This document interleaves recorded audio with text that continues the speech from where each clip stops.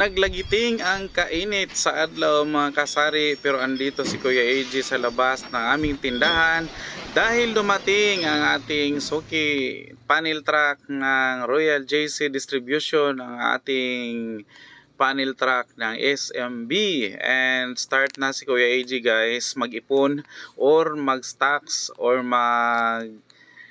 mag-imbak ng mga inumin para sa Pasko at sa bagong taon.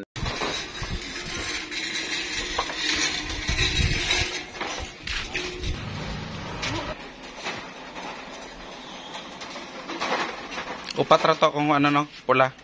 Oh, pati pula. Dua man to ka pepe, dua ka light sa flavor. So flavored.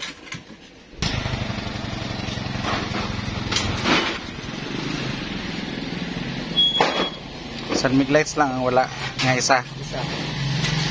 Bago nga isa.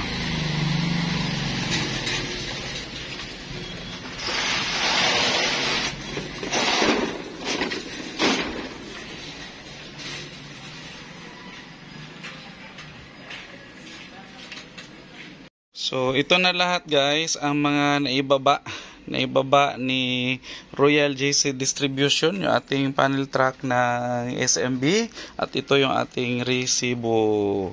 Ang resibo natin is, akala ni Mami is nasa ano lang, nasa 7,000 lang, pero 17,110 po ang nabayaran natin sa apat na maliliit na Red Horse at saka dalawang San Mig lights, dalawang Pilsen na maliliit at saka 10 Red Horse na malalaki, 7 San Miguel Beer na grande at saka isang Magnolia Apple Grapes na flavor. So yan po, i-arrange pa yan ni Kuya AJ mamaya guys doon banda, kasi nakaharang na sa lagayan sa daanan namin, pero maya na siguro pahinga lang si Kuya AJ konti dahil sobrang init po ng panahon ngayon at saka mabigat yan. So dahan-dahanin lang yan ni Kuya AJ para hindi tayo mabughat. Sa Bisaya pa mabughat.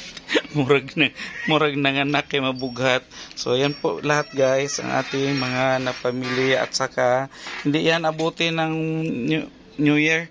Siguro kulang pa ito sa Pasko, pero mamili pa rin kami every twice kasi siya dadaan dito sa isang linggo. So pag may mga bakante, lalagyan natin. So far wala na tayong bakante dyan, pati yung mga kahon na walang mga laman, nag-deposit kami ng additional bote para magkalaman yung mga walang laman na mga kahon ng SMB.